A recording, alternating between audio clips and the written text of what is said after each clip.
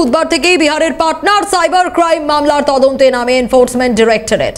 তদন্তে নেমেই কেষ্টপুরের ভাড়া বাড়িতে থাকা রবিনসন যাদবের যোগসূত্র পায় ইডি। তার বাড়িতে তল্লাশি চালানোর আগেই পলাতক রবিনস, তবে তার দুই সঙ্গীকে গ্রেপ্তার করল ইডি। বুধবার থেকেই চলছে বিহারের পাটনার সাইবার ক্রাইম সংক্রান্ত একটি মামলার তদন্তে নেমে বৃহস্পতিবার শহরে টাকার খনির হদিশ পেয়েছিল ইডি। বিহারের পাটনায় সাইবার ক্রাইমে দায়ের হওয়া অভিযোগের তদন্তে সন্ধান মিলল রবিনসন যাদব। কেষ্টপুরে রবীন্দ্রপল্লিতে রবিনসন যে বাড়িতে ভাড়া থাকতেন সেই বাড়ি থেকে প্রায় 1,85,00,000 টাকা উদ্ধার করেন ইডি আধিকারিকেরা। শুক্রবার এই মামলাতে ইডি গ্রেফতার করল মূল অভিযুক্ত রবিনসনের দুই সঙ্গী সন্তোষ যাদব এবং সাগর যাদবকে। সূত্রের খবর, এই দুই অভিযুক্তকে জেরা করে তল্লাশি চালিয়ে উদ্ধার হয়েছে আরও 90 লক্ষ টাকা।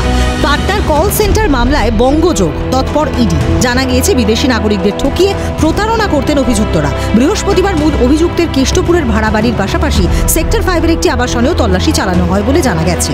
উদ্ধার হওয়া টাকা সল্টলেকের একটি ব্যাংকে জমা দেওয়া হয়েছে। এখন রবিনসনের দুই বন্ধুকে গ্রেফতার করলেও ইডি রয়েছে রবিনসন এবং কোথা থেকে এত বিপুল অঙ্কের টাকা রাখা হয়েছে ওই বাড়িতে তারই খোঁজে। শুভদীপ মান্নার রিপোর্ট, ক্যালকাটা নিউজ।